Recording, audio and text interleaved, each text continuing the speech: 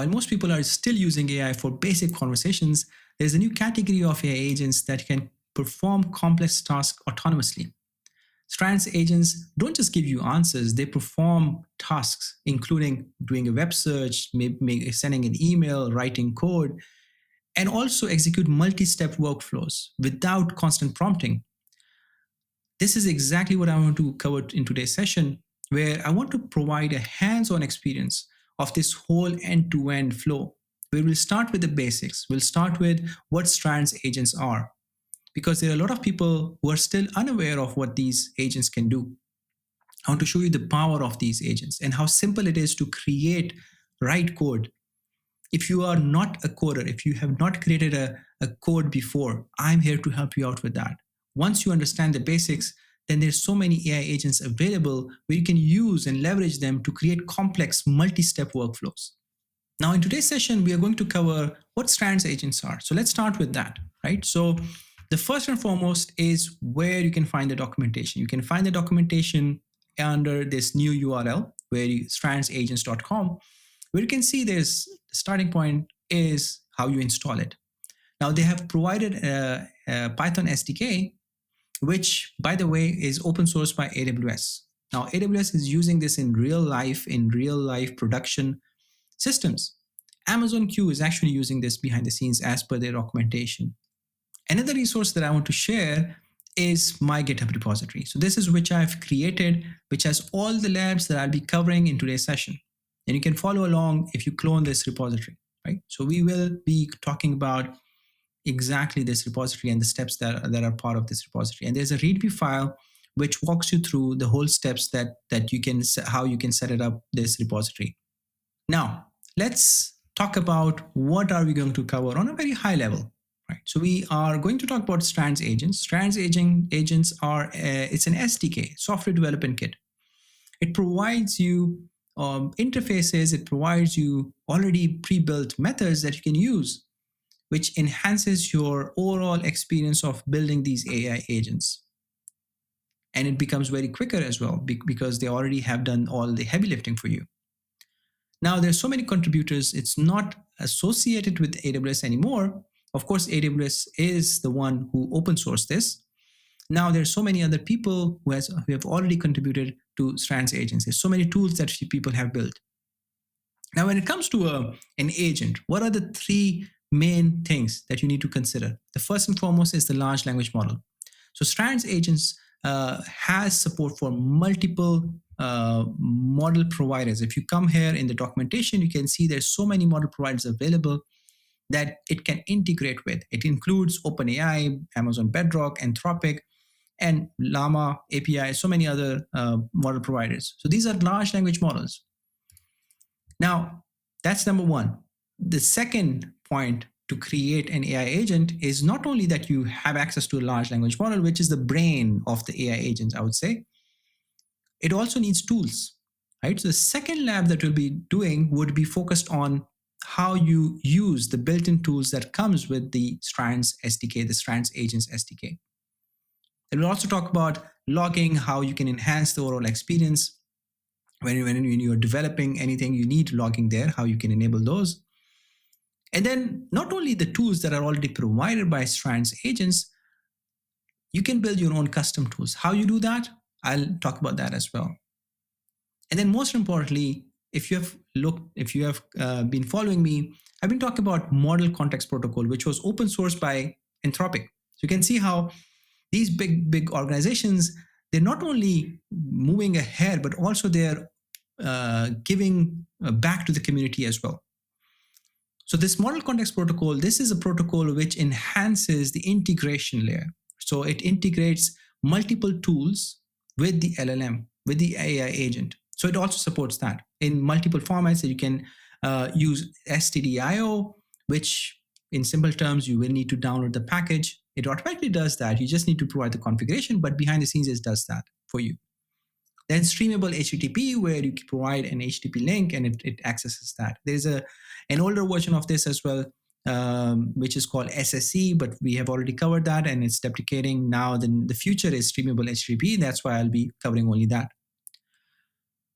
Then Normally, when you are creating an AI agent, you don't want to just wait for the task to be completed, but also you want to have an asynchronous interaction with the agents and the tools as well. So that's also supported, and I'll be covering that as well. Now, not only this, so you created an AI agent, but now you want to spin up these multiple agents so that they can interact with each other. So there's so many options available out of the box, and it can use, if you come to the documentation again, under the multi-agent, you can see A2A. That's another open source project where an agent, how the protocol that is used for an agent to communicate with another agent. So that's another protocol. Then agents as tools, you can spin up these multiple agents and you can use those as tools. So that's an interesting topic. We can cover that. I've not created any code for this, but there's tons of example in the documentation here. Swarm is another technique we'll be talking about, graph, workflow. So many techniques, so many topics to cover. So let's dive into lab number 1, the basics. So what I have done is that I've already created, you can go ahead and clone my repository where you will have this these multiple labs under the labs folder. So let's start with lab number 1, right? So lab number 1, this teaches you about how you can create your first agent. Now, as I mentioned, an agent will have multiple there's multiple terminologies that are multiple tools that an agent needs. Number 1, it needs what? Large language model, which acts as the brain of the whole AI agent concept. And the second one, what is that? The second one is the tooling part, right? So that's also we'll be covering. And the third, I forgot to mention, is the prompt, right? So you need to provide a prompt and then it will start executing. So let's start with how you create the basic, the agent itself. Now, if it's your first time, if you want to set this up for you, you need to install some of the Python packages, right? So if you have cloned my repository, you can just simply run uv sync. And if you don't have uv, you need to install it. I'll give you the link in the description as well. It's a Python package manager, and it's very easy. If you just run uv sync, and it will sync all the packages for you, download it for you. And all the packages that are needed are under pyproject.toml file. And in here, you can see those are the different dependencies that needs to be installed. For Strands Agents specifically, this is the Python package, Strands-Agents. Now they have released the production version, which is 1.xx. Right now, I'm on 1.6.0. Then there's Strands Agents tools as well, right? So these are the 2 packages that you need to install. I've already done that. Now, to import that, how you do that, you do from Strands agent, and you also do the tools with underscore, remember that, and you import multiple tools. In this case, I'm importing a file read tool and file write. There's so many other tools available, and I'll show that to you by default, which is available as part of this package. Now, you need to configure a large language model. Now it supports Bedrock, OpenAI, Anthropic, Light LLM. There's so many other large language models that are supported. But what I have done is I have installed Ollama. Right? So Ollama, the benefit for this is that it installs it locally on your machine. So I'll just say Ollama list. Right? So in this case, you can see what LLMs I've already downloaded. So there's so many LLMs that I've already downloaded. And Ollama provides you that interface to interact with your large language models. And what you need to do is once you just pull these, so that if you want, for example, GPT OSS, this is another contribution from a large OpenAI corporation. So OpenAI, what it is that they open source the GPT as well. And there are 2 versions, there's 20 billion and there's another one which is a huge model which I couldn't run on my machine.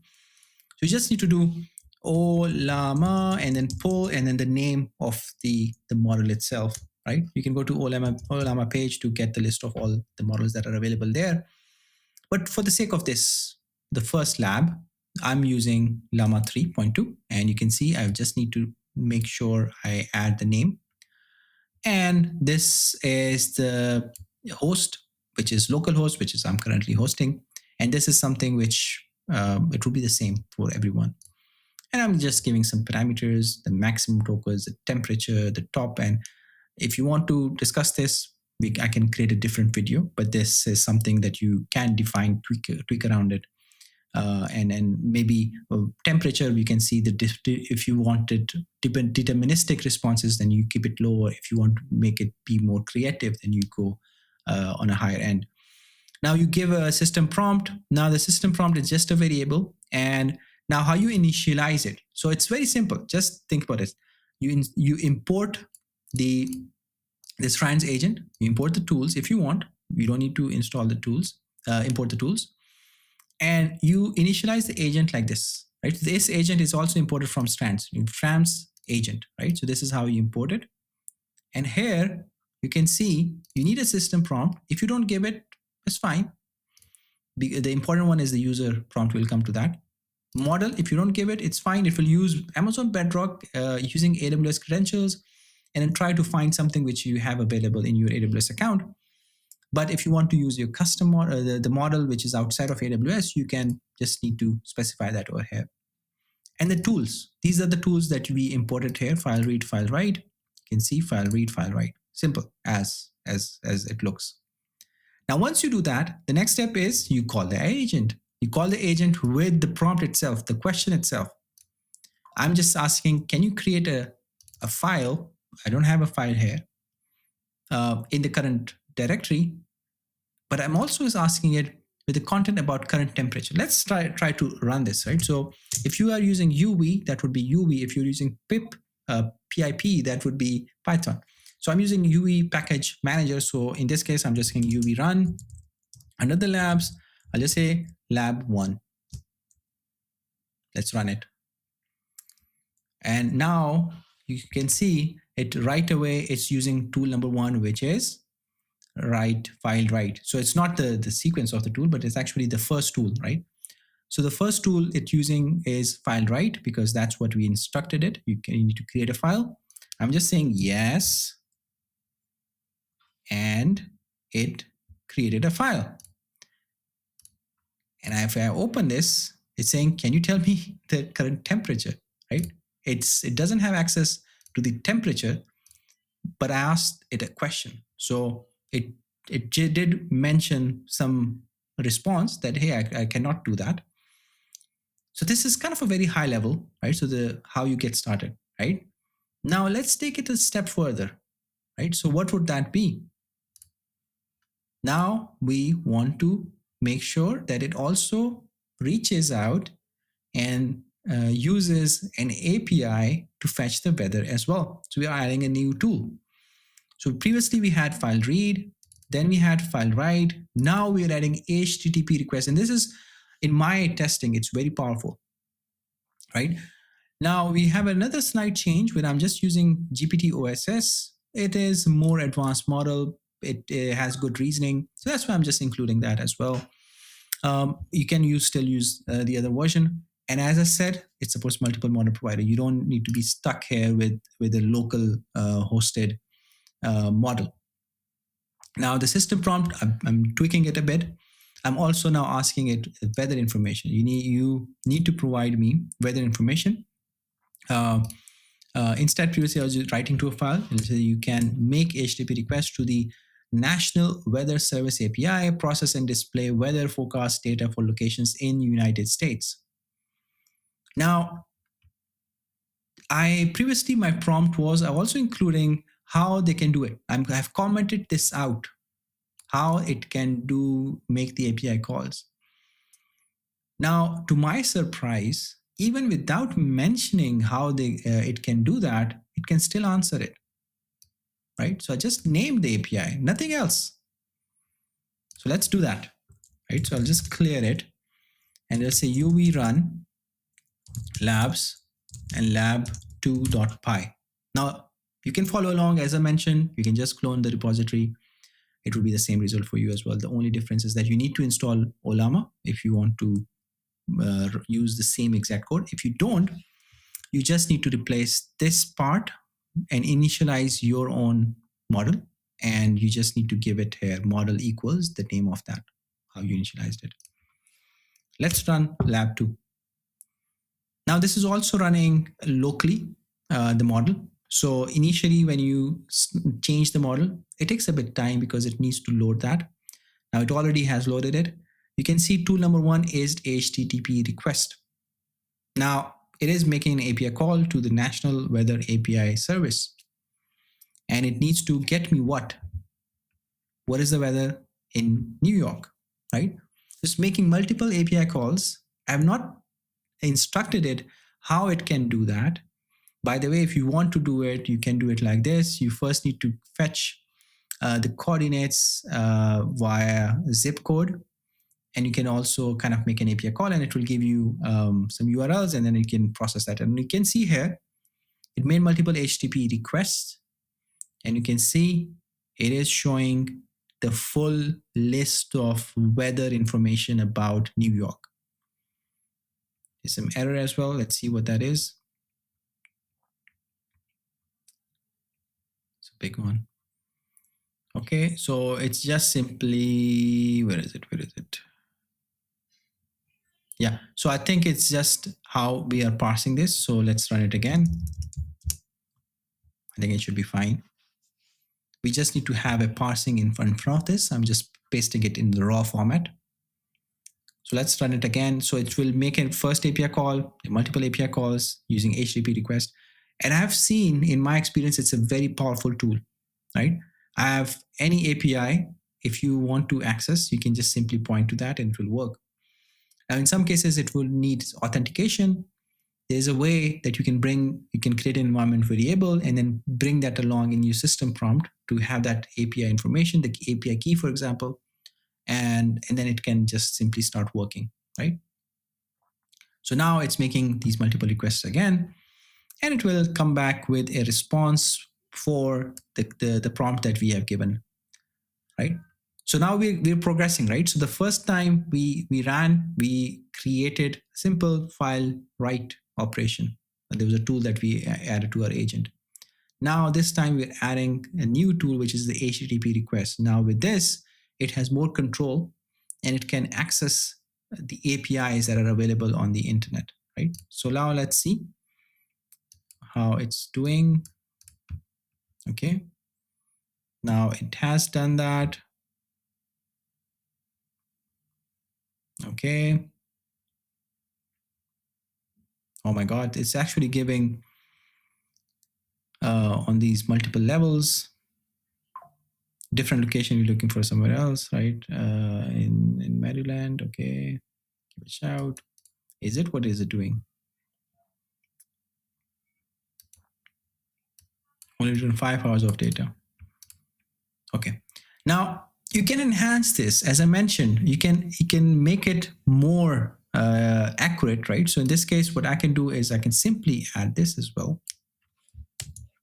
This actually gives it more better way of interacting instead of just assuming or then using its own knowledge. Now it might be better, I would say. Let's try it out. Because it's on and off. And in the first case, I think it ran successfully. The second one, I'm not sure what it did. I'm not sure what it is actually doing. Now, for this reason, because we're not sure, the next lab would be looking into how you can create some logs there as well.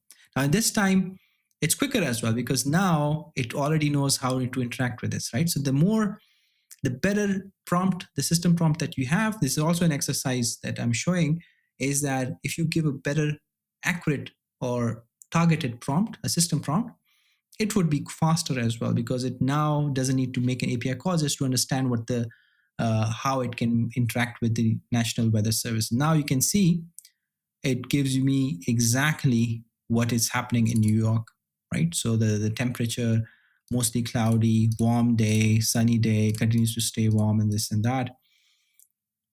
Good information, right? Now, just to summarize, we just need to import the agent. The Olama, it's optional if you want to use the model providers, or if you want to use Bedrock, you can also import Bedrock as well. Tools, what tools you need. Now, quickly, let's go through the tools that are available, right? So there's so many tools available. If I come here, and I think it should be somewhere under tools, right? And I can go to the GitHub page, and under the tools, so many tools. We have file operation, shell operation, memory, web infrastructure, HTTP client, which we already discussed, Slack, Python execution as well. It can run it, mathematical tools, AWS integration, as you can assume, as you can guess, sorry, image processing, video processing, so many tools available, right? And you can see the list is available down below. And these are default tools that are available for you. However, you can create custom tools as well. But before that, logging is very important, right? The same thing that we did there, we can come and we just need to add import logging, and we need to have this logging.getLogger. So this is the syntax that you need to remember. And under info, we can set to debug, right? So if you do that, now we'll see more details, what's happening, what API calls is making, right? And the same, everything remains the same. I'm importing the model here, the prompt. Let's stick with the basic prompt. Let's not give other details, right? And see if you can identify anything over there, right? So let's run that. So we run labs, and now we are at lab 3. Oh, sorry, 3. And if we run this, now, did we save it? Oh, we did not save it. Sorry about that. Cancel it. I'm going to clear this again, and I'll just run lab 3. Now you can see how detailed this is. It's running the details in the debug mode, right? So what API calls, let's see if whether we can also make this. Okay. Right, so it's so much information, but I think we need to, yeah, here it is, right? So it is making, right, API call, the API is correct, and it's the latitude, longitude, I'm not sure if it's correct or not. But you can see now in more detail what's happening behind the scenes. In each tool call that it's making, you can see the whole message itself. Okay. Right. Now you can see it is providing now the response, right? So this is how you debug, right? So you can enable debug level logging by just simply either info, error, or debug, right? So this is something that I wanted to show you. There's also metrics, which I'll be showing to you as well in next lab, which can also tell you how many tokens you use, right? So for me, it's fine because I'm running a local LLM, but for you, it would be required, or maybe you need it to understand how many tokens you consumed. Now, lab number 4. Lab number 4, we are going to talk about, let's do a summary as well. So we started with the lab 1, we did it. We started with the use of tools, the weather. Then we now talked about the logging. Now let's talk about custom tools. This is an important, interesting topic again. Now, to create custom tools, previously we had, if you go back, we had Strands and we were importing agent. Now we are also importing tool, right? So the tool is a decorator. If you're familiar with Python, a decorator is called with an @ right?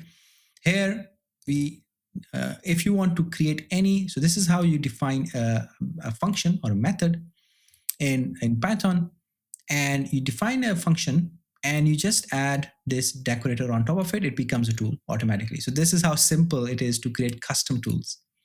Here I've imported tool here, and everything remains the same. I just removed the extra configurations. I just kept everything default.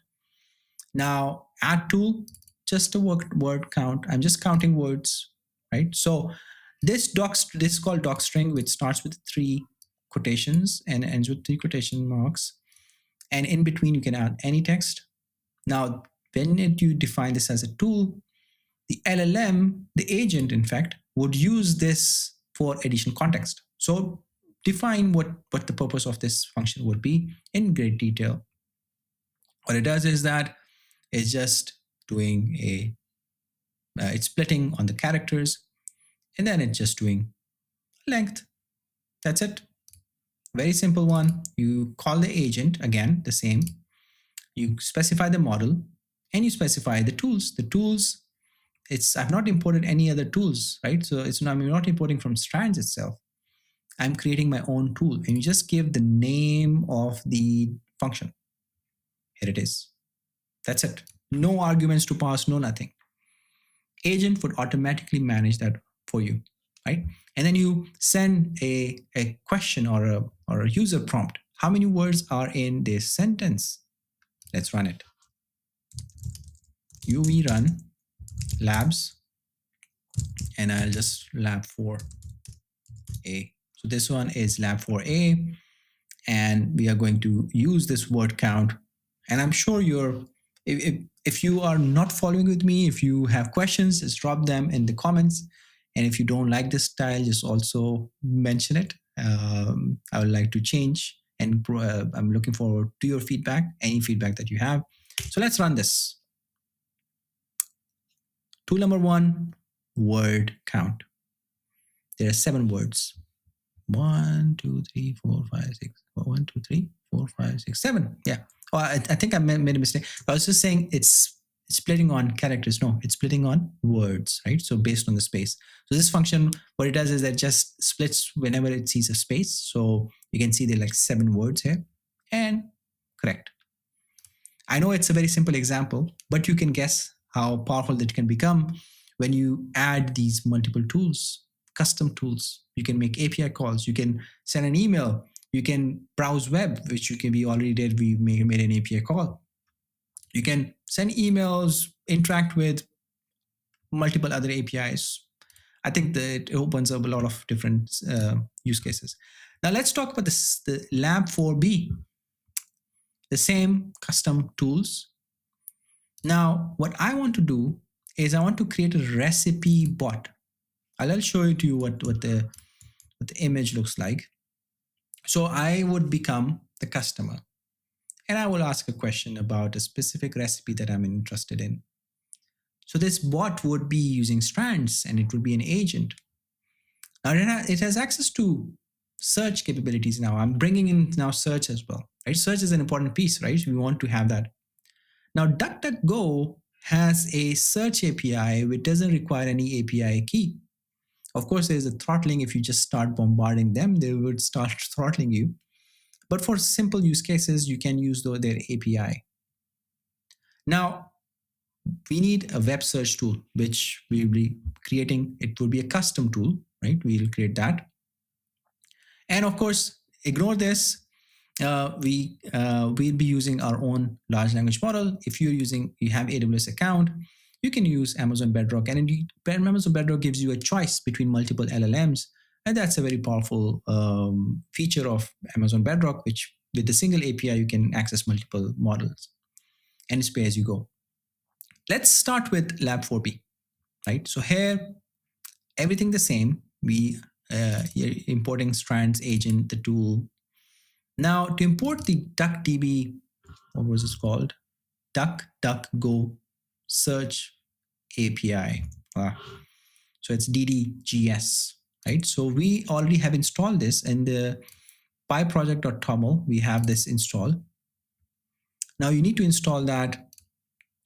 And where are we? Okay, here it is. And there's some rate limit exceptions we need to understand. This is something which will be helpful for the exception handling.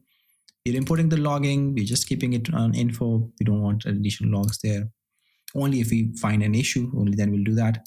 And OLAMA, everything the same. The decorator is here, which we define on top, and we are creating a function again. Now this time it's a bit better than the previous one, which we were just counting words. This time we are going to do a search by using the DuckDuckGo search API. And we're doing some exception handling because rate limit is important. We need to make sure that we're not bombarding the API. If we get an exception, we need to handle that. The model, the same thing, GPT OSS. And then now this is simply, we are initializing the Strands agent. Here, this is the recipe agent. And we are providing the model. We are providing a system prompt, which is, you are a recipe bot, a helpful cooking assistant, help users find recipes based on ingredients and answer cooking questions. Use the web search tool to find recipes when users mention ingredients or to look up cooking information. So it's you can write your own system prompt, and I just wrote this and I think I copied it from somewhere. Now you have the tools. Now the tool is a web search, and you can see the web search is here, right? And we just need to initialize that, the agent, and you add the user prompt. So there are two parts of the prompt. So one is system prompt, which could be detailed API, things like that. And then you'll ask the user to interact with it. Now, right now, we just added sending one request. You can automate this and create a chatbot of your own, like a ChatGPT of your own. So let's run this. UV run labs and then lab 4B. Now, the question is, it needs to suggest a recipe with chicken and broccoli.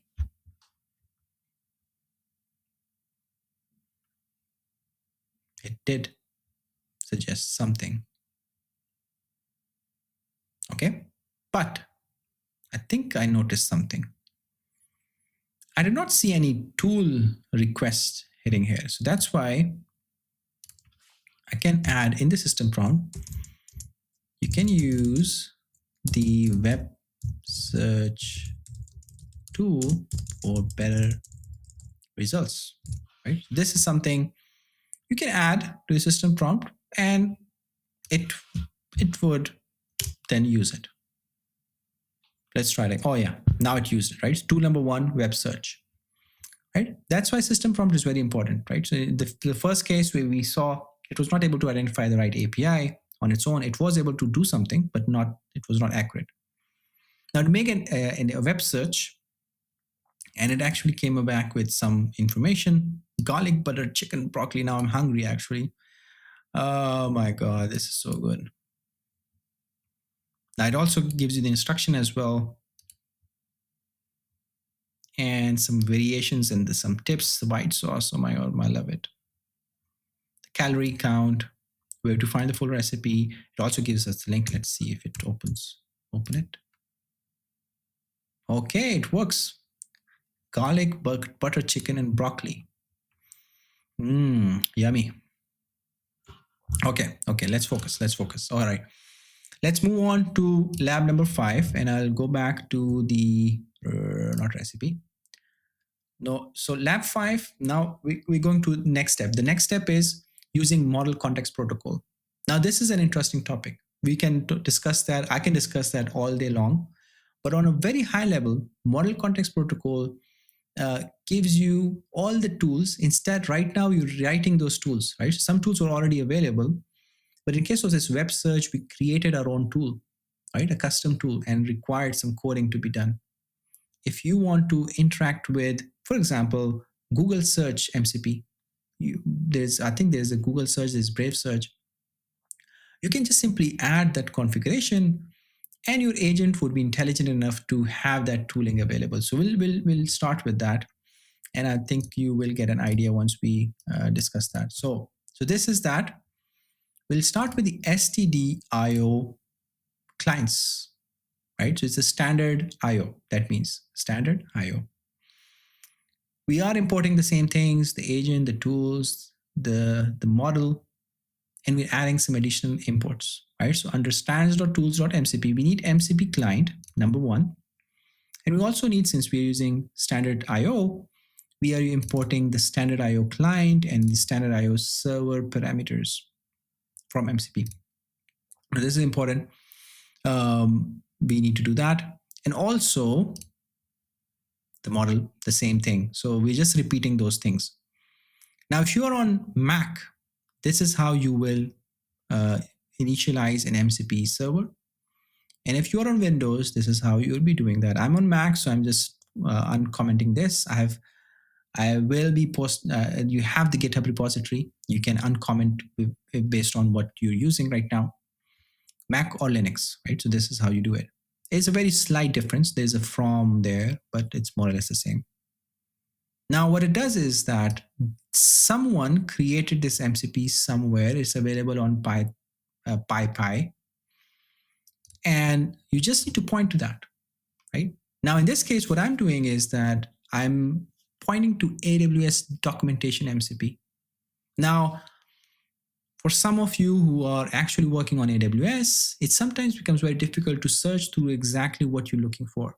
Now, with this, now the AI agent, without writing any other code, right? So the same thing, right? Just added some additional imports. This was the same. And we just, with a few lines of code, now it has access to the AWS documentation as well. As simply as writing this, that's it. Now we initialize this. The first thing is we need to do this because it needs to fetch all the tools from that MCP, right? So the tools will be by using the standard IO MCP client and then list tools sync. This is the method that fetches all the tools from MCP, right? You can see synchronously retrieves the list of available tools from the MCP server, right? Now, once it does that, you just simply initialize the way that we were doing before. Agent and the system prompt, you are an AWS documentation expert this time.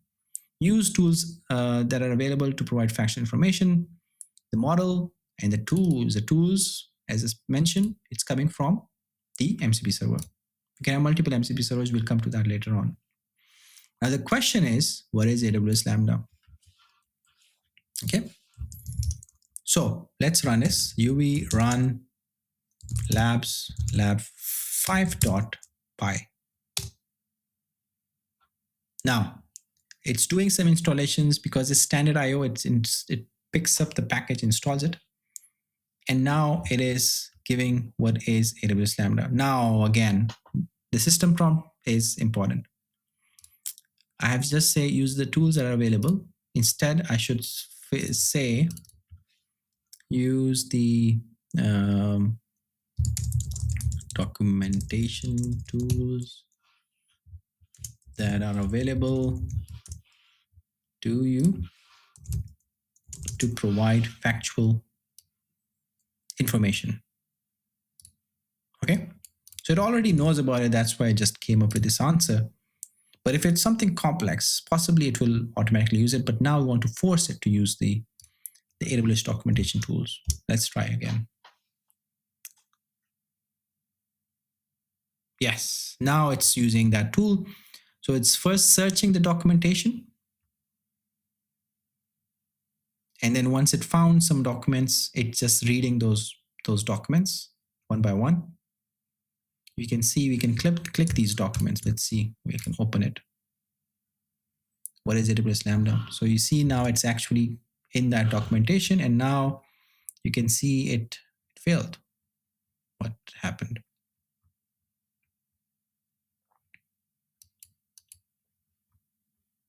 I think the thing is the response, we need to be kind of processing that. In this case, we just pasting like showing it to you directly, right? So now you can see search, read, and now it read. Now it's providing you the documentation. AWS Lambda is a serverless compute, typical use cases, the key characteristics. Amazing stuff, right? I'm sure you would agree that it's a game changer. Now we're not there yet. There's so many other features that we want to talk about. If I go back to the list, we covered the standard IO. Streamable HTTP, that's an important use case, right? So we are going to cover that now. So to begin with, we just need another terminal. So in this case, I'm spinning up another terminal in Kiro itself, the IDE that I'm using. And here I want to run, I want to go to the MCP. So this is someone who created, I forgot to, I mentioned the name of that person, amazing person, but I forgot his name. So they created a streamable MCP already, so which I'll run it locally. But so in actual use case, there'll be some company that'll be running this, and then there'll be a URL that it'll give you to access that. So in this case, I'm just running it here. So Python and weather. Now the weather MCP is now initialized under here. And if you look at what this example looks like, yeah, so ignore this, right? So you will not be creating this, right? So this somewhere, some company has already created it, right? So it's also using the API weather gov, whatever we used in the beginning, but this is just to show you an example of streamable HTTP, right? So in this case, let's go to lab 6. In lab 6, there's a few new imports that we're doing. I think MCP client, we already did that. The only thing different is the streamable HTTP client. The Llama model is here. And how we initialize this streamable client is like this. If you compare it with the standard IO, it was the standard IO server parameters, and there's some command that it needs to execute, and then the arguments. Here, it's just you need to specify with the Lambda, and you specify which you imported the client and the URL. You can also add authentication details as well. So, and right now we're just running it locally, so it's fine. Now it's as simple as this, and everything remains the same. You do the list tool sync, and you also add the system prompt, and you model and the tools. Now the same question: what is the weather in New York? Let's go back to our terminal, the previous one, and then we run labs. What lab is it? Lab 6. Let's run it again. Not again, right? So now it's doing get forecast, and automatically gets you the details.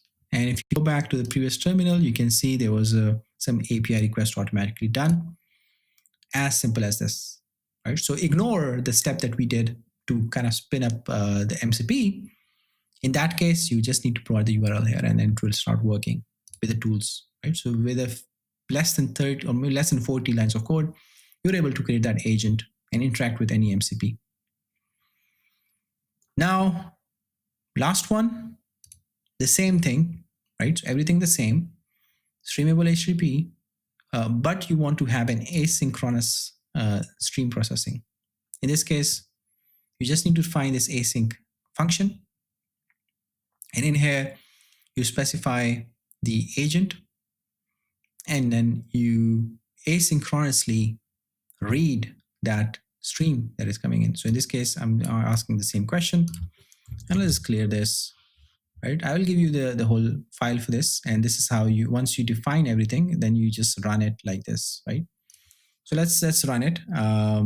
So UV run and lab 7. Okay. Now it's actually looping and then getting the request one at a time. You can see there's a new message, assistant user, and it's getting the response now, streaming it in. So this is how you can build a chat bot or a client with this async type of message or a stream that you can get on, hold on to, right? Now, all in all, this is how you create this whole setup, the agents. Now we have covered all the labs. I want to talk about, lastly, I think it's a long video already. I want to cover the multi-agent support now. If you go back to the documentation, so in here, you have a section called agents, right? There's so many options available, but I think the important thing is the multi-agent. Now it supports what I think is so good, right? So we'll go through this together, right?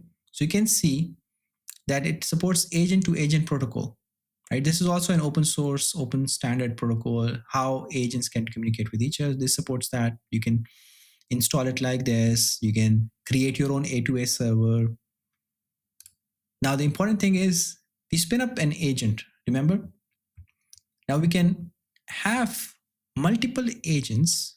So think of an example like they're giving, right? So you have a research assistant, you have a product recommendation assistant, you have a trip planning assistant. All these are different agents that are running. But then there's an orchestrator agent, which combines the outputs from all these different agents that are running in parallel or in sequence. How you do that? Very easy. So we have already went through this, how you define, import the agent and the tool, and then the tools that are available, retrieve and HTTP request. These are by default available. You add a prompt for the research assistant, and then you create a tool, the method. And in this method, you initialize a Strands agent, right? So this would become agents as tools, right? In a tool, you initialize an agent and give the tooling that tools that are available. And similarly, you do this for a product recommendation agent assistant as well. Trip planning, right? And once you do all this, then you create an orchestrator agent. Here, it will combine, you can create add the specialist agents in a separate file as well. And here we are importing those, but you can keep it the same file as well. This is the main prompt where it instructs it for research, use the research agent assistant tool. For product recommendation tool, trip assistant.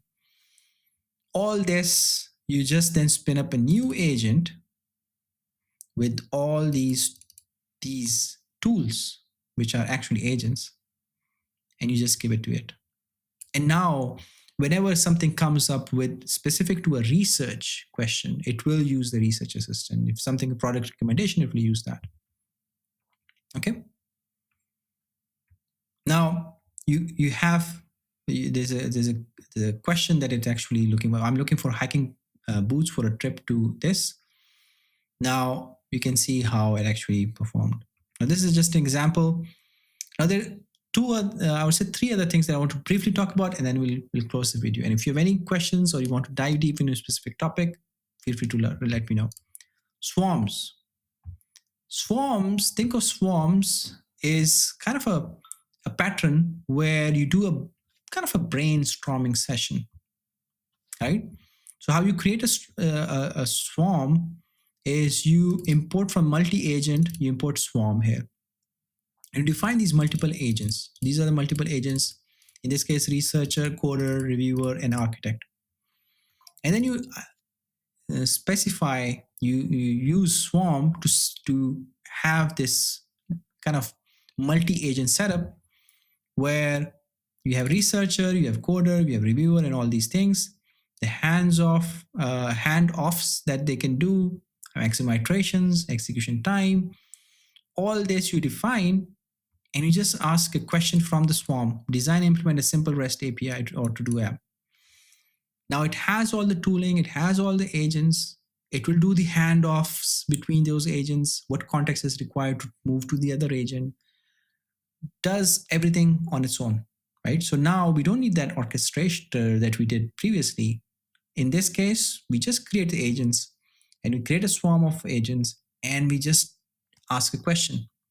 And the Strands agent would automatically decide what is the right agent to use, to do the hands-off, and all these sorts of things. Now think of this as a brainstorming session, right? So here, you cannot orchestrate this one, that one, the next one, right? So you cannot orchestrate in this case, right? What we can do is a graph builder. So graph is also a multi-agent pattern where now you can create and instruct and orchestrate the flow, right? So how you do that? For example, in this case, you want the research agent to start first. The next one should be analysis agent and fact-checking agent. Once they're done, they need to report to the report agent. Will they create a report for you? In this case, you would use graph nodes and then graph edge, right? So nodes are, these are the nodes. These are the 4 nodes. Edge would have information about what's the from node, what's the to node, and if you want to add a condition there. And then Graph Builder would help you create those nodes, the edge nodes, and the entry point, right? So all this we'll talk about quickly. This is how you import it from the multi-agent, the Graph Builder, similar as we did for the Swarm. And then we spin up the same agents. Here it's a simple builder. We initialize the Graph Builder, which we imported. Now builder.add node, we add all the nodes here. Each node is an agent, and then we add edges. The edges is that the from and the to, and also if the condition, you want to add a condition based on that it wants to proceed or not. So this is research to analysis, research to fact check, analysis to report, fact check to report. So we added these different, think of the flow diagram that we have. And then we start the entry point. What is the entry point? We start from the research, and that's it. Research will be the first one to trigger. And then we just say graph builder.build. Once you build this, you need to execute it, right? So then with this graph, where you're actually building the graph, and you add the prompt, similar as we did for the Swarm and agent, we just need to specify graph and then specify the user prompt. And it will then, based on the orchestration that you define, it will go through that step by step. And also you can add some conditions as well, and how you can all add multi-agent patterns as well. So in an agent, you can have multiple agents as well. And then Swarm and Graph Builder, you can combine these together. So there'll be like brainstorming session first, and then it will go and do the orchestration. So you can mix and match and imagine how powerful it can become, right? So all the tools are available for you to start building. If you have any questions, just let me know. Sorry for the long video. And if you have any comments, any feedback, both positive or negative, feel free to reach out. Thank you so much for joining.